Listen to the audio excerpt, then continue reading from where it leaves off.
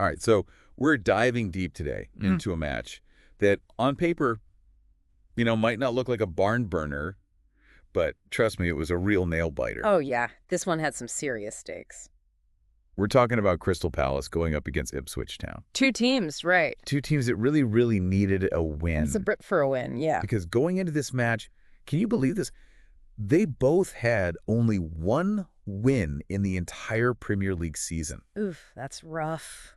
One win each. Yeah, it puts a lot of pressure on every single match, doesn't it? Oh, absolutely. And, to make things even more interesting, they were level on points going into this. Yeah, identical records, basically. Yeah. Same points, same goal difference, which meant that the result of this game was going to have a huge impact on their league standing. Especially in the battle against relegation. Absolutely, because at this point, every point is absolutely crucial. So let's talk about the match itself.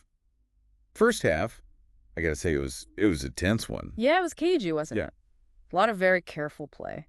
It felt like both sides were kind of feeling each other out. Probing for weaknesses, but not wanting to overcommit. Right, exactly. A few attacks here and there, but no one really wanting to make that first mistake.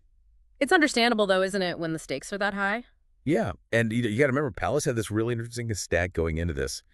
They had failed to score in the first half of 11 out of their 14 league games. Yeah, that's a pretty striking stat, right? I mean, it makes you wonder, right? Is this some kind of intentional, they're holding back energy, or are they just really slow starters? Well, some analysts say it could be a deliberate strategy, to conserve energy for a late surge. So a second-half team is what you're saying? Yeah, exactly. But, others point out that it's a risky approach. I mean, constantly having to play catch-up, that puts a lot of pressure on the team. Mentally, especially. Yeah. Exactly. It can be exhausting, I mean, whatever their strategy was, it seems like they did find that surge in the second half. They did indeed. Because Mateta, that's when he scores the goal that really changes everything. Oh, that was a beauty. So he slips this brilliant pass to Mateta. He just powers past the defender. I mean, it was nothing, and then he just chips the ball over the keeper. It was a lovely finish, wasn't it? So precise. Did you see the curve on that? Textbook chip. And, that goal, it just shifted the entire energy of the match. Oh, absolutely. Palace were suddenly in control, and for Ipswich, the pressure was just mounting. Yeah, and, Ipswich, they've really struggled to keep clean sheets at home this season, so this goal, it just made their task even harder. Yeah, they were definitely on the back foot at that point. They did come close to equalizing, though. There was that header. Oh, man, that one was close. That just clipped the post. I mean, talk about a heart-stopping moment. Just inches away. It really highlights the role of luck in football, doesn't it? Oh, for sure. Sometimes it really is the difference between winning and losing. Absolutely. I mean, if that header had gone in, we might be talking about a completely different result. So unfortunately for Ipswich, this defeat marked their 7th of the season. And they're still searching for that first home win. Right. Which leaves them, dangerously close to the relegation zone. Yeah, they're really flirting with danger at this point. On the other hand, Palace, this win, it gives them a little bit of breathing room. A little bit of a cushion? Yeah, it moves them up the table a few spots. So the big question now is, can Palace build on this momentum?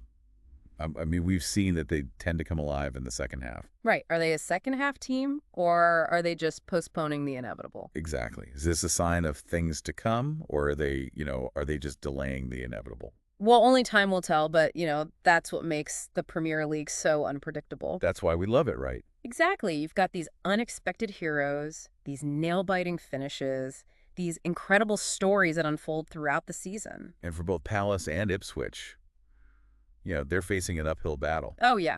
Absolutely no doubt about it. But it's going to be fascinating to see how they respond to this match. You know? How they adapt their strategies going forward. Can they, tweak things? Yeah. Can they make the changes they need to make to stay in this incredibly competitive league?